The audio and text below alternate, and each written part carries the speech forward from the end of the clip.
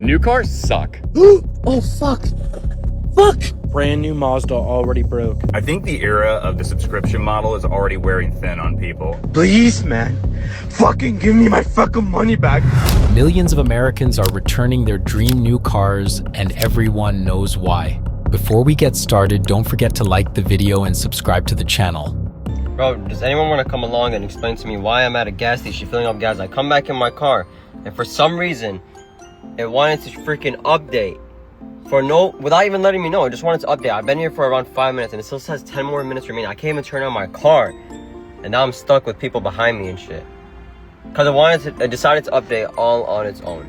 And to add to that, it's 91 degrees, and my AC isn't on, and I can't even unlock my door because it says my locks are not working. Like, bro, what? My favorite part about the new Volvo XC90 is that if you don't log in, you start your car and you just have to click not now, not now, then not now, not now, not now, not now, not now, not now. There. Now we can drive. One of the biggest problems with new cars is their pushy update system that locks out features and forces you to accept notifications or install software at the worst possible time. These new technologies in cars annoy many people. I think the era of the subscription model is already wearing thin on people. I talked with someone yesterday who said they bought a 97 Toyota Land Cruiser because they'd rather have that than whatever it is car companies are churning out today. I also heard from someone who said they bought a CD player. They'd rather use that instead. You remember the Walkman? And then I saw an article about, old game consoles surging. People want to get those again. A PlayStation 2, a PlayStation, a Nintendo 64.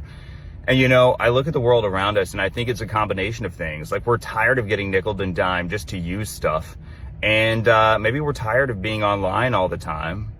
And then, of course, there's this idea that there's nostalgia there. There's some sense of comfort in going back. I even sold a car I had that was a 2020 and got something that was made the year I graduated high school, and I'm much happier with that. So I don't know what it says, but I think people are just kind of tired of the way things are right now. And maybe this is just an element of that. Also, the economy just doesn't feel very good. Every day, layoff, layoff, layoff, layoff. Who wants to keep paying subscription fees when you could be laid off tomorrow? It's just coming from a millennial. I think we've officially reached the end of the road of having new cars worth buying here in America. Why? Because starting with the 2027 model year cars hitting dealership lots in the next couple months, you're getting mandated in-car surveillance systems. The American government has officially decided that new vehicles must feature cameras and sensors that monitor your behavior behind the wheel. And between this and manufacturers more commonly trying to rent you back features on a car you already paid for through subscriptions, I don't see how buying a new car makes sense anymore. All that would be fine, but besides the issues with these new systems, new cars are actually getting worse and worse in terms of quality. All right, so I'm on a test drive with these guys, and the car broke down on the side of the highway. Here we are in this 2022 Escalade with 48,000 miles on it, taking up the entire highway.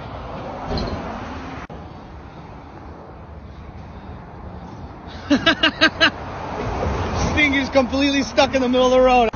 Got a car from the dealership that came out to assess what's happening. It is official. The Escalade does not work. Brand new Mazda already broke. 2 months, 3,500 miles, and it's broken. It needs work. Should have just bought a Toyota. They don't make them like they used to. Hold up. Dude, look at this. Look at this. Is the car on fire? Alex. Ooh, it's a lot of smoke. Pop it. The headlights aren't turning on. Oh, fuck. Fuck! We're just let it. I don't know. Are you serious? Should I call 911? The engine caught fire in a new Range Rover. Incidents like this raise questions about the reliability of the powertrain, especially given the vehicle's high price and the brand's reputation. So I've always been a Mercedes person until recently. Just look what changed my mind. Everything in this car creaks. Like, what is this build quality? How does this pass simple inspections, to be honest? Like, you know what, Ford? I've had it. I do this. What is that? What is that clicking? What are you telling me? Are you telling me that my transmission is going out?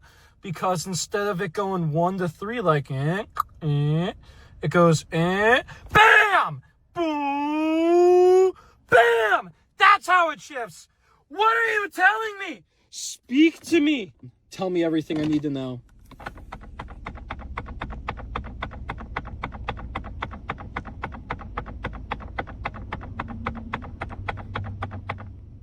I don't know what that means. His Ford bangs from 1 to 3 and he begs it to explain itself. The truck has nothing to say. Well, first time in the snow with this bad boy. Maybe went a little too hard.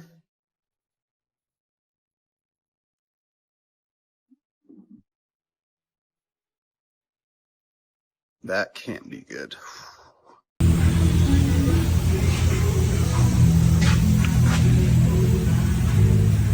Oh yeah, that's gonna last a while, eh? That's what you pay 116,000 bucks for. GM just announced the stop sale on all the 6.2 liters, and this made it to a whopping 12,000 miles, which is crazy. But I want you to take a listen to this. You can very slightly hear it knocking just at the bottom end. I wish I had a better microphone to put all the way in there. But when I say you need to run from the 6.2 liter, I tell you, you need to run. I am a huge GM fan. I've already owned 3 new Silverados on this platform generation of GM products, but I cannot recommend these things to anyone. 12,000 miles, and look at the plastic already. It's that scuffed up just getting in and out of the car. I get it, like you could say that's the owner's fault for scuffing the car and stuff like that, but it's all these the cheap carpet. I mean, look at this. Like, it's literally like, this is what used to line the bottom of trunks. This is now the carpet throughout your whole car, and this isn't $100,000 Cadillac. I guess the only good news is if you can afford one of these, I guess you can afford to be without a car for a little bit once the engine dies. But if it's not the 6.2 blowing up, it's not the 5.3 dropping lift, it's not the 2.7 having total engine catastrophic engine failure, and it's not the diesel blowing up on itself too, what engine does GM make that's worth anything anymore? You literally have to go to a 2500 and get the 6.6, and I still feel like you're playing there. Now I've got a bigger problem. It won't even shift.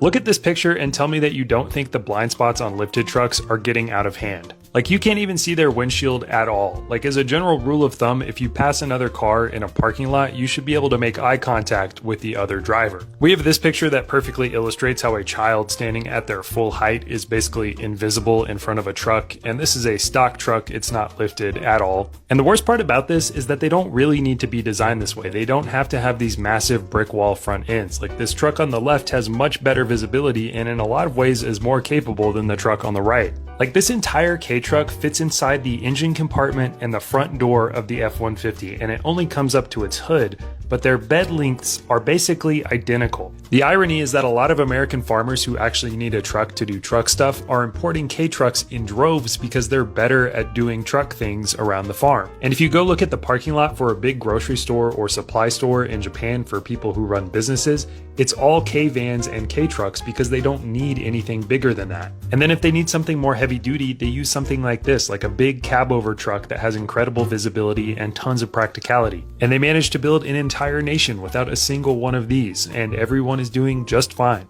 What are you getting mad at me for now? Because you bought this stupid ass truck and turn the camera over there. Over there. Oh. And for what? The check engine? Yes. And then you went and did a bad thingy and all that bullshit for the engine light to turn off. I told you, piece of shit Fords, but you don't listen. Yo, please, man. Fucking give me my fucking money back, bro. Bro, give me my fucking... Alright guys, so here is my 2019 Range Rover SVR. I bought this with right around 40,000 miles. It's got 86,000 miles. Beautiful car, beautiful estro blue, carbon fiber hood. added some Boston wheels on it. So the Range Rover SVR has a 5.0 supercharged V8 that pushes 575 horsepower. As good as this car looks, this has been the most problematic SUV I've ever bought. Now, don't get me wrong, it looks good, it sounds good, but it is not reliable. I have already had so many suspension issues, right? I've had sensor issues, TPMS, key. I've had 2 power steering motors go out. These Range Rovers eat through brakes and rotors like it's just an appetizer. I've went through so many brakes and rotors with this car. Now, 575 horsepower is a lot, but this is a pig. It is huge and it weighs a lot. I will say this, the SVR does look good and the exhaust on the SVR does sound amazing. Now, for as expensive as this car is, in my opinion, the interior is super bland. You get very finicky seats, very finicky, cheap interior sort of finishes, and it is not durable. I mean, it creaks, it cracks. Also, the amount of radio and Bluetooth issues I've had with this Range Rover and other Range Rovers, it's just astronomical. So if you want to look good, buy a Range Rover SVR. If you want to be smart and not spend a lot of money and waste all your money on maintenance, don't buy a Range Rover SUV. The Range Rover SVR is just an expensive pile of junk, as many people write on forums. The suspension, steering, brakes, and electronics, everything breaks down with enviable regularity. Technology does not equal luxury. Nowadays, luxury cars do not exist anymore. Right here is a 2026 5 Series, and right here is a 2026 Kia. Tell me why these interiors basically look identical. Right here is a 7 Series and a 5 Series from back in 2015. Both of these cars could be equipped with things like soft closing doors, massaging seats, heated and cooled seats, heated steering wheel, all these different features and amenities that made a luxury car a luxury car. This is Kia back in 2015. Now, I'm not going to act like I know Kias from back in 2015, but I'm almost 100% sure they didn't even have half the amenities that BMW had back in 2015. Nowadays, all we need is a giant flat screen TV and we have our luxury car. Basically, every new car is a luxury car. There's absolutely no reason why a top trim BMW that costs over $100,000 like the G90 M5 has a very comparable interior to a Kia. I personally miss old luxury cars where you didn't need big screens or big ambient lighting strips all around the car for it to be a luxury car. Back when car brands like Lexus had things that no other car brand had. And cooled seats for its time, full leather interiors with powered seats. Luxury cars were so baller back then that they used to come with their own phones. Nowadays, all you need to be a luxury car is to have a big flat screen TV and maybe some ambient strips from Alibaba. Pretty soon by 2030, we're gonna have cars that are looking like this and everyone's gonna scream luxury. Personally, I don't see one luxury amenity in this car besides a big giant flat screen TV. This is technology, not luxury. There's a pretty good chance we're the last generation of car enthusiasts. Every single year, emissions requirements just become more and more strict, and cars have to become heavier and heavier just to meet these standards, meaning that the cars become more complicated. And a lot of the cars these days, you can't even pop the hood to work on it yourself. We've almost completely lost the right to repair. I mean, the new Audi RS5 Avant is over 5,000 pounds, and the M3 next generation will probably be pushing around that number too. Design language has also gone out the window. Almost every single car is trying to be as minimalistic as possible. None of them try to set themselves apart, and it's horrible. Don't even get me started on the racetracks that are closing all over the United States. It seems like every single week I hear about a new racetrack that's on its way out. It just gives people less and less opportunity to really dive into the hobby. And then not only are we losing racetracks, but we're also losing amazing events because people just don't know how to act. It's like all you had to do was show up and act like a normal person, but people just can't sit there and enjoy the hobby for what it is. They have to ruin things. Yes, many people point out that car culture and cars themselves are getting worse. Unfortunately, that's true. Things were definitely better back then. New cars suck. Glass headlights, plastic headlights. Flimsy plastic, stiff. Fake vent number 1, 2, 3, 4. Not a single fake vent on the Celica. What even is this button? I can't believe this is actually your parking brake. And this is what you use to shift the car? Real e-brake and a manual transmission.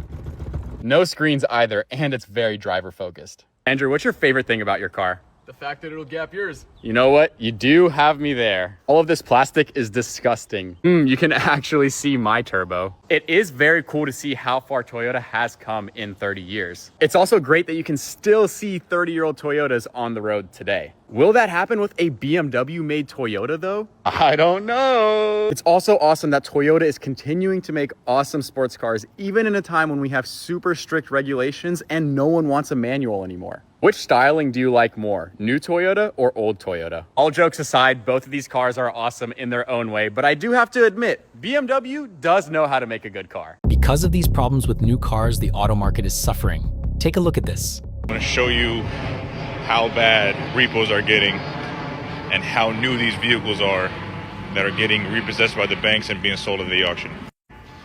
Look at this. All these are repos, all brand new cars. You got Chargers, Scat Packs, Mercedes, Genesis, Range Rovers, Range Rover, trucks, Teslas. Man, they should have repoed this. This ain't no Scat Pack. Look at that. The Savini's wheel with the it's a regular Charger, man. And guys, these aren't, 2010, 2012. These are 2019, 2020s and up that are getting repoed. People are barely had these cars for a year, maybe less, maybe more, and the banks are picking them up and selling them at the auctions for a fraction of what they bought it for. Show you how cooked the car market is with all these high interest loans, people bailing out of their auto loans because they can't even afford it. But seriously, if you don't want to end up trying to pay the difference on a vehicle that you've bought at such a high price with a high interest rate, take your time to educate yourself and make sure you budget correctly. And as far as the car market goes, we're in trouble because all of these are repos. We could have a race to the bottom because we have brands that are in such trouble. Ram, Stellantis, in horrible trouble. Ford with all of their F-150s sitting absolutely everywhere, 103 days supply and rising. And if the economy gets worse, well, people are going to buy fewer vehicles. And if prices continue to rise, well, people are going to buy fewer vehicles. We already have a problem at these dealerships. Ford is doing what they can right now with this program. Stellantis is doing what they can right now with this program to try to help dealers actually move inventory. But might be too little, it might be too late. And if that's the case, then we could see a scenario where, okay, Ford came out with employee pricing. Now Stellantis does to make themselves more competitive. And then you get other manufacturers that do the same thing. Well, they might find out that it doesn't work or if it's not too much. Then Ford comes out and say, well, you know what? Every one of our F-150s, we're going to lower them by $15,000. Then you have Stellantis come out and say, well, every Ram truck, we'll lower by $18,000. And then you can have this major race to the bottom because manufacturers are having a hard time moving these trucks because the economy is slowing. And when the economy is slowing, I can guarantee you that these $60,000, $70,000, $80,000 F-150s are not going to move any better than they're moving right now. And right now, we already have a major problem. People are really turning away from new cars and the situation's getting more and more complicated. Let me know what you think in the comments. I pay for the heated seat subscription and they still don't work. They wanted $1,200 for a quote-unquote system refresh on my 6-month-old car. Why is a key fob $400 to replace? And the lane assist does not assist. It can only take performance tires. They're pretty expensive. Why didn't I just lease? As soon as I drove it off the lot. $8,000 in depreciation. Yeah, my check oil light has been on for 3 years. And it still passes inspection and it gets me to work every single day. No Bluetooth, no problem. $12 FM transmitter. I replaced the alternator in a parking lot with a $40 part and a YouTube video and 1 wrench. Yeah, the locks are manual, but I've never been locked out of my car over software. Dude, not even AAA could break into my 1994 Ford Ranger. That thing is never getting stolen. If I lose my key, I can go to the hardware store and get a new one for $3. Hey, what's this oil pan made out of? Aluminum? No, we need to make that plastic. You guys like V8 engines? Good to know. We're gonna take this half-ton truck and cram a turboed 4-cylinder in it. It's gonna take a shit every 17,000 miles. No, oil pan needs to be plastic, valve covers need to be plastic, fucking... You guys ever do anything with plastic suspension pieces? Yeah, let's make that happen. Fuck it, make the engine plastic. Rear view mirrors are too simple. We're gonna take this fucking giant iPad and we're gonna put it where the rear view mirror would normally go, right? And every time you look at it wrong, it's gonna malfunction. We're gonna make the fucking body plastic, the windows plastic, everything's gonna be fucking plastic. Plastic drain plugs, plastic bolts, every goddamn thing's gotta be plastic. Why did you guys make this easy to work on? Okay, I love the thought process, but we're gonna scratch that. Fucking plastic tires, plastic fucking mirrors. You guys don't like the twin turboed 4-cylinders? What about 3 turbos? Bro, you got a new Jeep. Is it powerful? No. Is it comfortable? No.